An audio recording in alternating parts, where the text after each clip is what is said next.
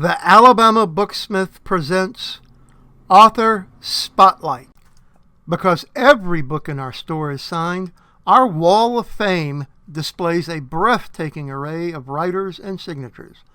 Close-up shots reveal giants of literature, acclaimed historians, stars of stage and screen, our nation's leaders, famous sports heroes, and thousands of other esteemed authors.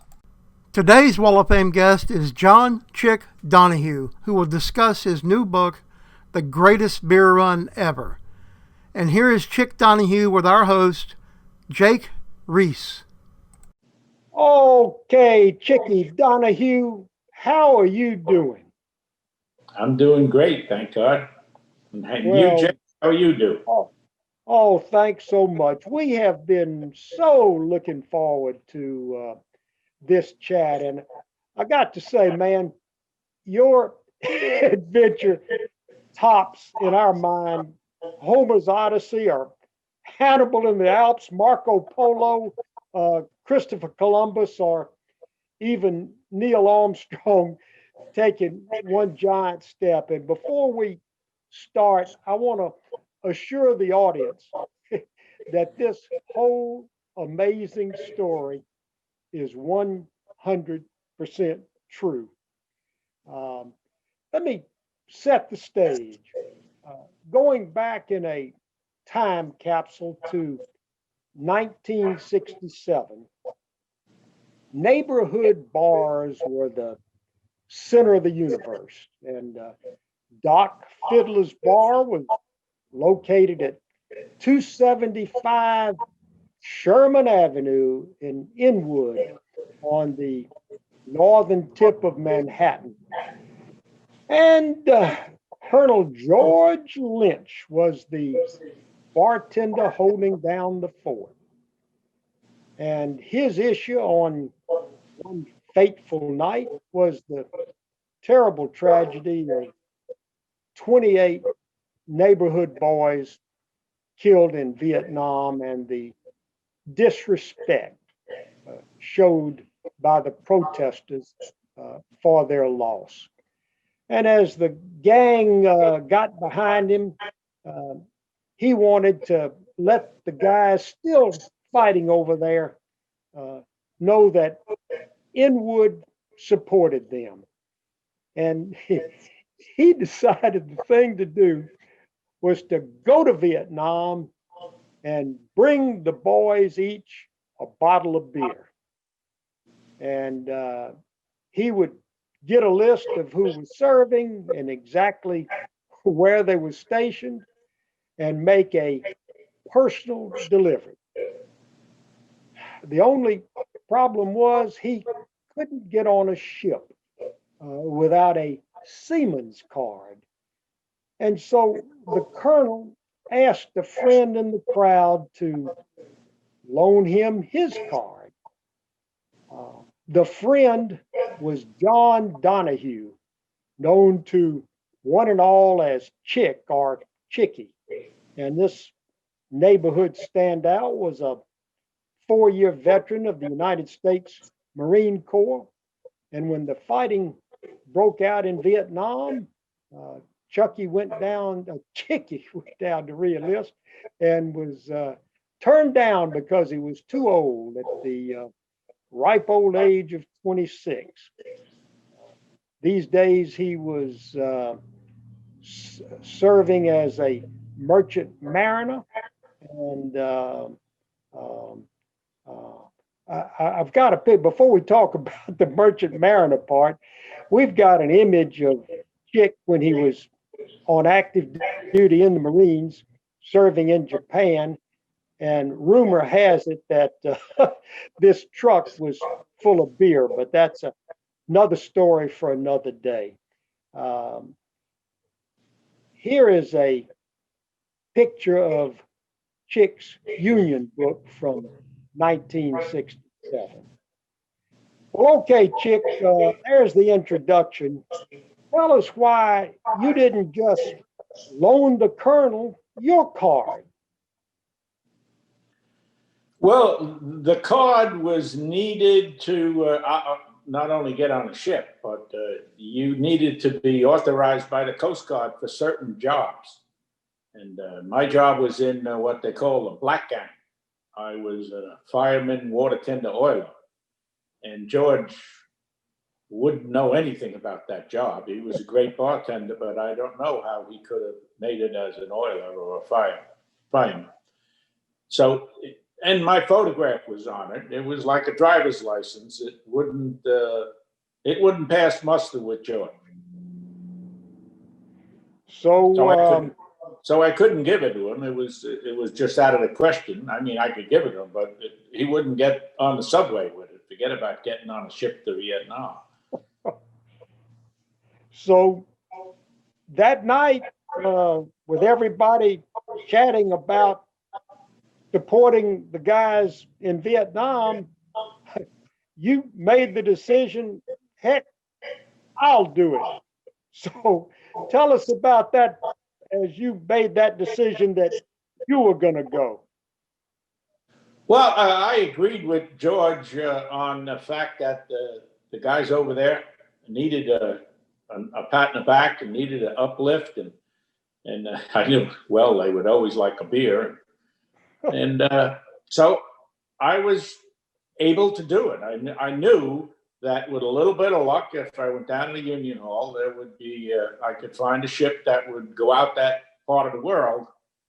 And it was just the right thing to do. I was single at the time, and I had no on the beach job. That was my job at the time as a mariner. So that's I decided to take a shot at it. The chances of me accomplishing any kind of success was probably 50-50, but it was worth the try. Besides, George was very liberal with pouring me the beer. I think those odds would, I don't know if I bet 50-50. I think you're being generous. Okay, so now you're good to go. You've got the names of the boys in the neighborhood and the units where they're serving. You got a case of beer. You're wearing your Madras shirt on your back, and we've got a picture of Chick all dressed up for an ocean cruise.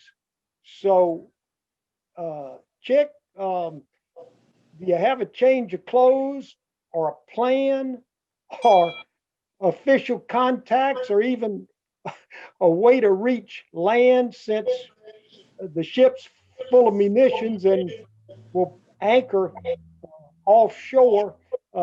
Take us on the first part of the voyage aboard the SS Drake Victory up to dropping anchor in the Kunan Harbor.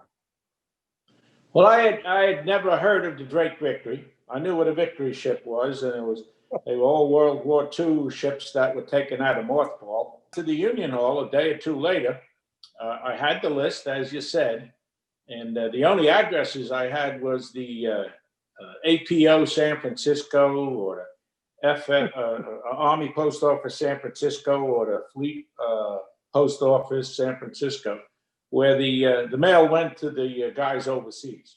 They didn't have the name of the town they were in or anything like that. You had to figure that out when you got over there. So I saw on the shipping board, a big blackboard in the front of the Union Hall and inside, and it had listed, the first ship listed was the Drake Victory, and it had a check there where they needed an oiler. I was a qualified oiler, and then it had pierhead. That's why it was the first thing up there. Pierhead meant that it was leaving that day. It was at the pier, and it was heading out. So that's the first thing they call. They call that first, and I went up and I threw that card in that showed how long I had been on the beach, which gave me seniority. So that job was my job to claim. But one thing about that ship was, well, two things. One thing I knew with the ammunition, it wasn't going to go into any ports other than the canal, Panama Canal, and then Vietnam. Nobody would want that ship in their harbor with all the bombs on it. Went through the canal. They get you through quick. They don't even want you hanging around to get in the canal. And then I think it was 30 days or 31 days after we left the Pacific side of the canal, we landed in Quinnon. There was a rumor a couple of days before somebody saw trees off the bow or something. I never saw the trees, but first tree I saw was Quinnon, South Vietnam. So now the rest of the mission is a piece of cake.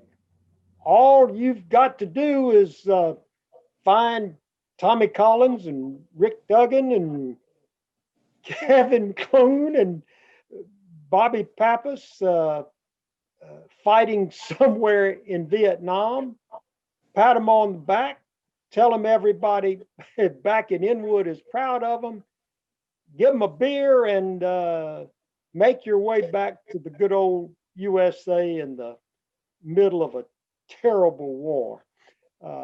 What is your first step, Chick?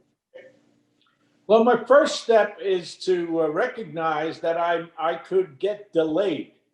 I wasn't able to go out, and like I had 12 hours in between ships, and so I needed to get a couple of days off. Almost impossible to do under those circumstances. But my pre-preparation as being a ship's chairman and having worked some shifts for the other oilers on the ship allowed me to tell the captain that I gave him a sob story about my stepbrother, and we lost mom, and I promised her before she left that I would find him and all of that. And I worked my shifts, blah, blah, blah, blah, blah. And all he cared about was the shifts were covered. So he gave me, I think, 2 or 3 days. At the most, I had 3 days to get back. I figured, well, if I was going to be successful, it was going to be, I wasn't going to hang around there long. I'd try it for 3 days. And if I got some people, fine. If I got nobody, well, I tried my best. So he said, go ahead. So now I had 3 days, and I was going off the ship and waiting for a launch to come. We were at anchor in the harbor, and on the launch, before the taxi launch, was a bunch of MPs in a boat, and they and I saw on their helmets they had the 127th whatever, the number of their battalion or company or whatever. And I asked them, and I looked at my list, and the first guy on the list was Collins, and he supposedly was in that company or battalion. So when they were coming up the gangway, I asked them, I said, hey, tell me, you guys know Tommy Collins from New York? And they said, oh, yeah, we know Tommy. I said, no kidding. I said, is he here in Quinnon? Quinnon. They said, he's right over there on that ship. He's just coming off watch. We're going to go pick him up after we drop off these guys. So I couldn't. That was the first. I wasn't in the country an hour or two. And at least I located. I didn't see him yet. So I stayed on that launch and went over to the next ship and walking up the gangway. And I saw him. He was looking over the side, waiting to be relieved so he can go to town and have a beer. I said, hey, Collins. Chicky, Donohue, what the heck are you doing here? So I said, the guy sent me over to buy you a beer. And we just slapped each other on the back. It was great. And I told him about his Irish mother, who told me that she goes to mass every morning praying for him and all of that. And it was a great time. And we went back to his barracks, and they got rid of all their gear. And then we went into Quinnon, to the town. It was right next to it. And we went to a local pub that catered to GIs. And we were in there drinking beer. And he said, what are you doing? So I showed him the list of guys. And he right away pointed at one of them. I think it was Joe McFadden. He said, "No, they shipped him back home. He had malaria real bad. You ain't going to find him." And so the next guy after on that list was a guy by the name of Dugan. So I said, "Do you know where Dugan is?" He says, "Yeah, he's up in Ankh. It's up in the Highlands." So I said, "Oh God, how am I going to get there?" He says, "So, every once in a while I have flights down, the First Airborne. No, it was the First Air Cavalry. They had their own planes. They had their own helicopters. It was an air outfit. And at the same time, in the bar was a big, tall Texan. He must have been about 6'4", 6'4", 6'5". Had a cowboy hat on, and he had a big first cab patch on his shoulder. And it was a very recognizable patch. It had a horse's head. It was like a black background with a yellow background with a black stripe down through it. And so I got talking to him. I said, "Hey, how you doing, Tex?" He says, "I'm doing great." He says, so he joined our party, and he says, "So what are you doing?" I said, "I'm over here seeing this, seeing my buddies." And I said, "As a matter of fact, the next guy on my list is in the First Air Cav. Do you know Charlie Company, or maybe the second, whatever?" And he says, "Yeah, sure, I know Charlie Company." I said, "Well, that's where I got to go." He says, "How are you going to get there?" I said, "I have no idea how I'm going to get there." So he says, "Well, I'll tell you what. You be on that tarmac tomorrow morning at 0800, and I'll bring you up in my plane." And he was what they call a chief, air chief, a plane chief. And he had I think the name of the plane was like an Albatross. It was like a twin engine. If it had 4 engines, it would have been like, I forget the name of the other one. Anyway, so we drank all night, sang a lot of Irish songs, had a great time. Next morning, Collins got me over to the tarmac, 0800, and there was Tex. And he sees me, and he says, "All right, New York, come on, get on the plane." So that was it. What an amazing story. And you ended up pulling the same sort of stunt throughout the country of Vietnam and finding your guys and buying them beer, and few little mishaps along the way. Your ship sails, and the most outrageous, you get caught in Saigon in the Tet offensive. That makes that a story within the story. Recap, if you will, Chick, the catch-22 of trying to get back home, and what in the world you had to go through to get a Vietnam passport, et cetera, et cetera, et cetera. Well, when I finally got back to the ship, which was, well, I guess it was more than 3 days, the ship had sailed. So I had to go to the port captain, and he said, "What's your name?" And I showed him my ID and all. "Okay, well, they had you down as missing." So I said, "Oh God, my family's going to get a notice that I'm missing in Vietnam." I knew that wouldn't be, well, maybe it would have been treated well.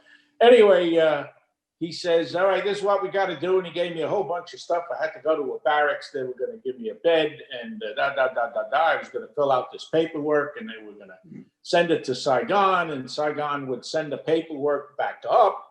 And there was no computers then to speak of. And that was going to take like a week.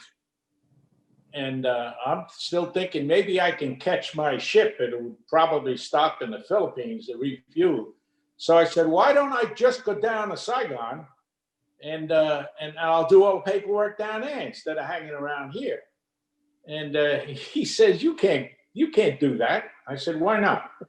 He says, you can't travel anywhere in Vietnam without orders. They're not going to let you on no plane without orders. So I couldn't tell the guy, but I was thinking, I'd just been on a number of helicopters, a couple of different planes, and all in the last couple of days. It worked out so far. So I said, I'll tell you what, I'll go down to Saigon, and when they send you the paperwork, I'll be waiting. I'll be down there. He said, he laughed at me and he says, here's the ticket for the barracks. Go over there. So I went out to the airport. I went to Collins. Collins got me back out to the airport. So I had a couple of MPs with me and a Jeep, like I was on some kind of official duty. And I went into a tent, and the fellow said, yes, sir, what, can I help you? I says, yeah. I said, you got something going south to Saigon? Yes, sir. I said, well, put my name down on the manifest there. And he said, where are your orders, sir? I said, I don't have any orders. What's your rank? I said, I'm a civilian. And I had the MP standing behind me, like, give him what he needs or something. They didn't say nothing. They just stood there. So he said, wait outside. So I waited outside, and a guy came by, and he was kind of old for Vietnam. He must have been in maybe his 40s.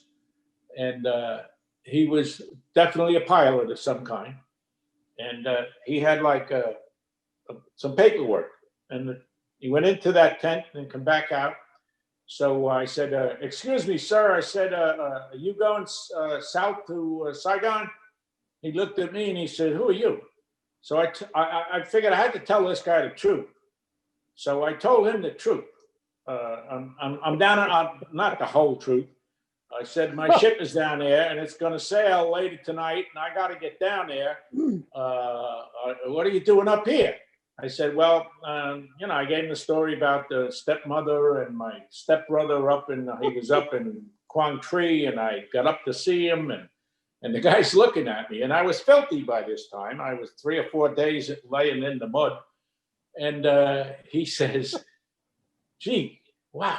He said, I'll tell you what, see that plane? I'm going to get in that plane. And if we can do something, I'll come to the door. You just keep watching that door. I'll give you the thumbs up or the thumbs down. If I give you the thumbs up, you come right then and there, jump in that plane. There's a seat just to your right as you come in the door, sitting there. Don't say anything to anybody. It was like a Beechcraft, a twin-engine Beechcraft. So I said, yes, sir. And he started walking away. Then he stopped and he said, I'll tell you something. If I wasn't a merchant seaman during World War II, I'd leave your rotten ass here. I took that as an endorsement. Thank you, sir. And the thumbs up, I jumped on the plane. It took off, and he took me to Saigon. I got off at the airport. I hitched a ride into the city, went to the American embassy, and reported myself, who was still listed as missing. And started the bureaucratic process because I didn't have a passport at the time. All I had was that seaman's paper. As long as I stayed with my ship, I was fine. But if I'm not with the ship, I had to get a passport in order to travel. But on top of that, they could give me the passport. I could prove who I was. But I needed a visa to get out of Vietnam. And I'll never forget this part of it. They filled out paperwork. I filled out the paperwork. I took it over to like a motor vehicle bureau somewhere, and got online and gave them the paperwork and come back and we'll notify you. They were going to notify the embassy. So a few days later, the embassy notifies me. I had to check in every day, and maybe it was a week. And he said, okay, they're giving you a visa. You got to go over there tomorrow morning at 9 o'clock and you'll see Ding Nong Wang, whatever the guy's name was. And he says, you got to give him this paperwork and you got to give him some money. I said, I got to give him money? He says, yeah. So I figured maybe $20. They gave me like $20 or $30 a day to live on. So I said, how much do I got to give him? He says, well, in American dollars, it's approximately $900. said, $900. I don't have $900. And they said, no, don't worry about it. We'll give it to you. It'll be a loan. And, so I said, oh, that's great. So I don't know if they didn't trust me that the next morning I showed up at the embassy. They had a guy, actually the consulate, which is part of the embassy. And they sent me over there with the $900 in an envelope with a guy from the consulate. And the guy from the consulate actually gave me the envelope when we got to this place. Like, he didn't want to give it to me before I would have went off on a party or something. And went into this guy's office. He stamped some papers, and he says, okay, is that for me? Yeah. I gave him the envelope. The nerve of him. He opened up the envelope and counted every dollar. I said, oh, my God, does he really think I came all this way to cheat him out of a couple of bucks? So that was it. Now I got a visa. Now I got to get a flight. I went back to the embassy, and they arranged for a flight. Took about another week or so. More important, to where to go. So they arranged for a flight to Manila. And at the same time, that's what really took the time, there was an American ship in there that was short a crew member, and I could qualify to do that job. And they would take me on as a crew member. Pretty amazed. Not pretty amazed. It's the most amazing story I've ever heard. We left out a little bit that while you're in Saigon, you're in the middle of the Tet Offensive, and folks are getting killed all around you. Well, actually, that was when the arrangements, when they finally came true, had me out on like an 8:00 flight from Tonsanut Air Base in Saigon, outside of Saigon, on like Tuesday or Wednesday, whatever the day was. It turned out to be January 30th. Oh. So I was in Saigon a couple of more days, maybe a week, and I showed up at the embassy real early in the morning. I was not going to miss that 8:00 flight, so I was there maybe 5:00, 4:30, 5:00, and it was just bedlam. When I got there, there was American troops outside, mostly MPs, some Marines, outside the embassy, firing into our embassy. That's the first thing I saw.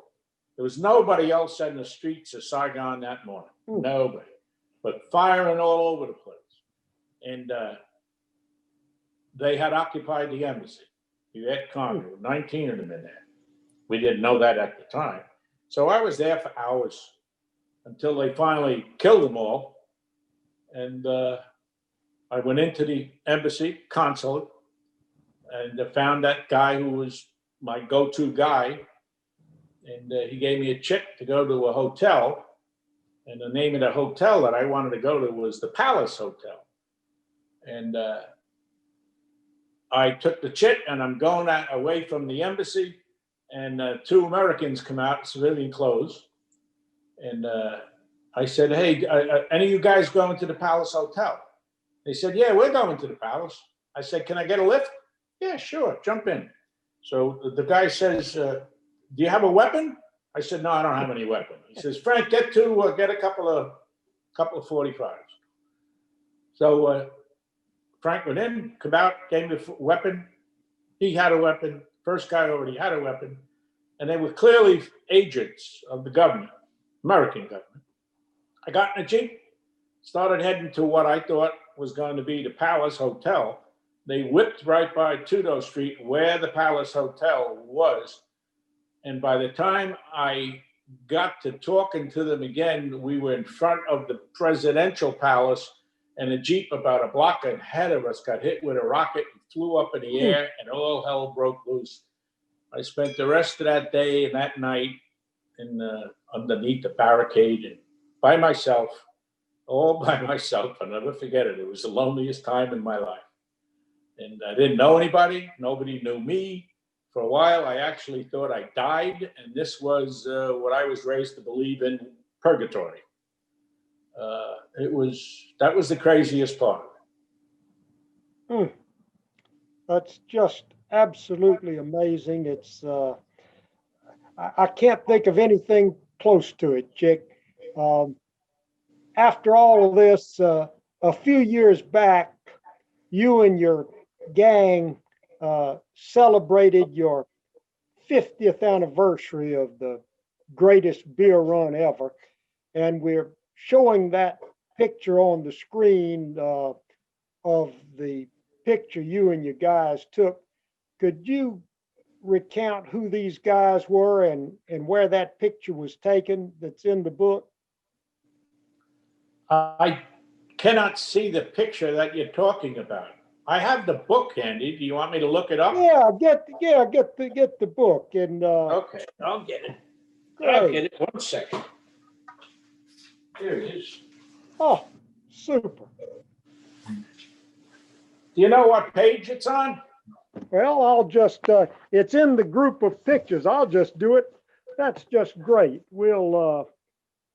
It was so impressive. It was taken at a school, and you had the guys that you had uh, been able to contact when you were in Vietnam. Uh, there it is. It's on the last page of pictures, so it would be uh, Okay, right next to there it one. is. I see it. Yeah. I see it. Yeah, yeah. That's my. That's what I look like. That photo on the top. That was actually in the passport that was issued to me in Saigon, and Hadn't that's the changed a same. bit.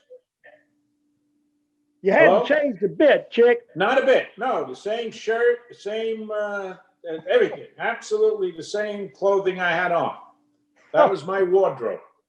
Uh, I found out later that I wasn't a big guy, but most of if you could buy clothes over there, they were for little people. They weren't for guys with look my size, and I'm not big, only 5'9". And the photo underneath was back in the old neighborhood, Inwood, in the local grade school where we all graduated from. And there was on the left was Rick Dugan.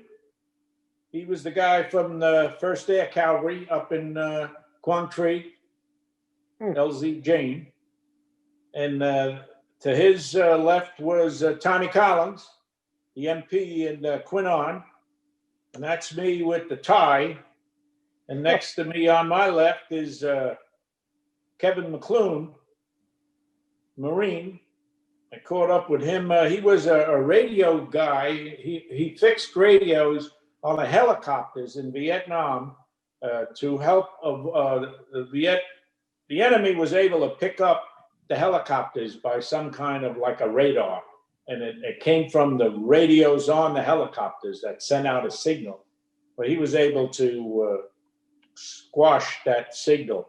So he was on just about every helicopter in the country. And then next to him is Bobby Pappas. Bobby was in the Long Bin ammunition dump. And he was actually the last guy I saw there. And it was after the Tet. And I saw him for a few days. His photo's in here in a couple of places. And I had him convinced the war was over, that the Tet attack was just to get everybody to the table so they would negotiate a peace. And after I left him, I went back down to Saigon. I was up in the Caravel Hotel at the rooftop bar, and the whole night blew up in Long Bin. That ammunition dump had been attacked and went boom, blown and blown. It was the biggest explosion I ever saw in my life. I just assumed Bobby was dead. The next morning I got in a convoy and it took me back up to Long Bin, and I went back into the middle of the base where Bobby worked in a bunker under the ground. He was the communications chief there. He was a sergeant. And he saw me and he says, "You told me this war was over?" He says, "Look at this place. Does this look like the war's over?" And they really got hit hard there. But the beautiful thing is, and you can see we're all smiling, happy, because we're all alive. and we're all together. I got a funny feeling after 50 years, we're all still here. What an amazing thing. You go, what are the odds of that? Forget about being in the war. I mean, the odds of four of your buddies five of us being together after 50 years, I don't know what they would be, but I wouldn't want them. Well, the world is thankful for everything you've shared with us. We thank you for your service, for your incredible kindness to your fellow man, and for sharing this story, for taking time to visit with us today, and for signing that mountain of books for us, Chick. Thank you. Quite welcome. And thanks to all of you for watching. You will love owning a signed first edition of this remarkable book. You may purchase signed first editions of the greatest beer run ever at alabamabooksmith.com.